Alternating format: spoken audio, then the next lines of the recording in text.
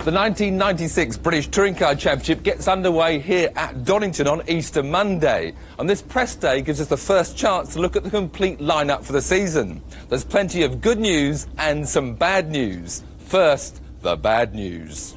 They came, they saw, they conquered, and then they got beaten. Now, the Italian flair of Alfa Romeo has gone home to lick its wounds and concentrate on the Class 1 World Series. They'll be sadly missed.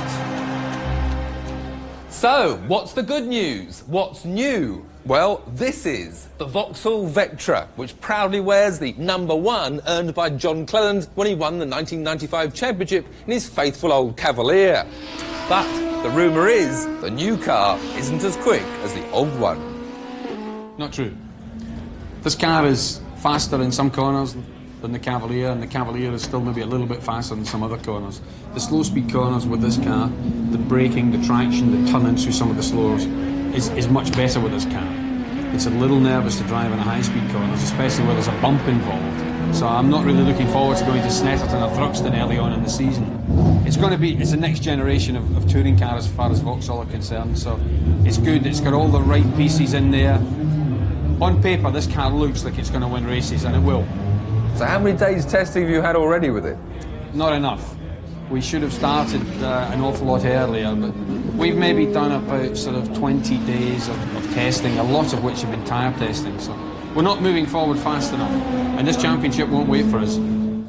More good news is the return of John's 21-year-old teammate James Thompson, sidelined by an eye injury after a monster mid-season testing accident. Another all-new shape is the Peugeot 406, which replaces the hard-worked 405 of old. Patrick, you tried very, very, very, very, very hard to win races in the dear old 405, but never quite made it. No, it wasn't necessarily the car to have, actually, in the last couple of years. It was designed when the tyres had less grip, maybe 3 years ago. Since then, tyres got more grip, aerodynamics came into the equation, and we needed a redesign, and the 406 is the redesign, to beat all redesigns. But perhaps the biggest news of all is the arrival of Audi with their A4, bringing four-wheel drive to the British Touring Car Championship for the first time. And they brought along their 1995 World Cup winner Frank Bieler to drive it. Frank, your first visit to Britain? The first official visit, yes. We went to Grandstand and Alton Park before, but this is the first official thing in England for me, yes, that's right. So do you think winning the British Championship will be harder than winning the World Cup? You know, winning a race is difficult, but winning a championship is very, very difficult and very hard. You have to be very consistent all the year, and if this is possible, we can talk about a championship, but this is, let's say, a few weeks or months ahead. Frank's British teammate is the 1995 Ford Fiesta champion, John Bintcliffe. John, the big step out of amateur racing to a professional touring car driver. Well, yeah, so far so good. Well, in some respects. But how do you think, is this a big step for you? Yeah, it is a big step, obviously because the cars are more powerful and they've got more grip and bigger brakes, and the media attention's a lot more than at a club level, but at the end of the day, cars are cars.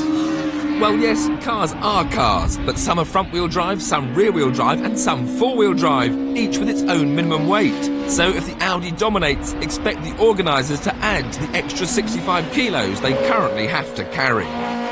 New faces this year include the return of the very popular 1993 champion, Smoking Joe Winkelhock, complete with his cracked Schnitzer BMW team.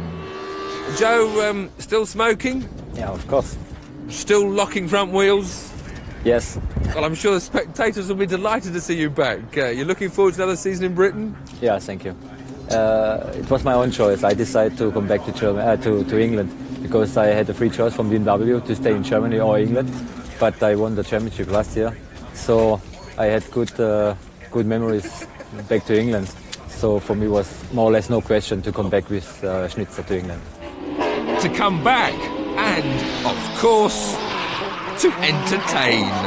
Welcome back, Joe. His teammate is Italian Roberto Ravaglia, who fancies adding the British title to a list that includes Italian, German, European and world crowns. No one doubts that the return of the Schnitzer team means BMW is serious about erasing memories of a bad 95. Well, we are trying our best to improve on 1995, which was difficult in Britain, as you say. Still, BMW was successful in other countries in their super touring car programs. Again, we try hard for 1996 and just hope we can be there. The only other new face amongst the factory entries is the young single-seater star Steve Robertson, who lines up alongside 93 and 94 World Cup winner Paul Radisic in new Ford Mondeos built by the German Schubel outfit and run by new team manager Dick Bennetts. Now, this switch to touring cars has all come rather late and very quickly. Tell us a bit about your situation at the moment. Yes, the decision was taken quite late by Ford, but it's a new challenge to us and we're looking forward to it. The new car only arrived this morning here at Donington. It hasn't turned a wheel yet, so we've got a big task ahead of us, but the encouraging thing is there's a lot of potential there. The car looks very good, it's well engineered. Old faces in new suits include Smiler Tim Harvey, who joins Patrick Watts at Peugeot, while Kelvin Burt has left Ford to take Tim Slot at Volvo, alongside a young Swede who last year collected 13 pole positions, but only 4 wins after incidents like this. Third in the 95 championship, will 96 be Ricard Rydell's year?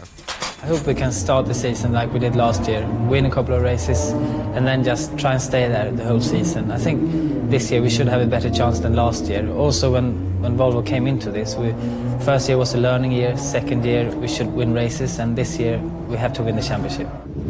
Only 2 team lineups remain unchanged, although Honda's squad of Scotland's David Leslie and England's James Kay are hoping that a switch from Yokohama rubber to Michelin will lift them from being a team that threatened to a team that wins.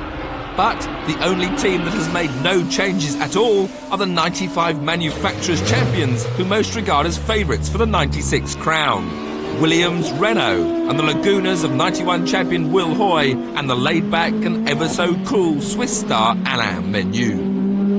I think we've got a car today which is good enough to be in the first 3 or 4. And, you know, at the end of the day, to do well in this championship, you need to score good points every time. So my aim for the first race is going to be really in the first 3, and if it's better than that, then good. But really, it's to score points every time.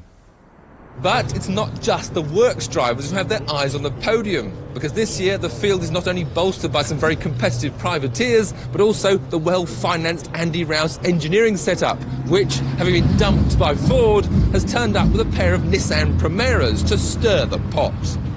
Then there are the very rapid Team Dynamics Mondeos, to be driven by 1990 champion Rob Gravitt and last year's Total Cup privateer winner Matt Neal. The highly talented 1995 Renault Clio champion Lee Brooks makes the big step up running his own X-Works Toyota. And don't discount James Kay's little brother Richard from mixing it with the big boys in his X-Works Cavalier.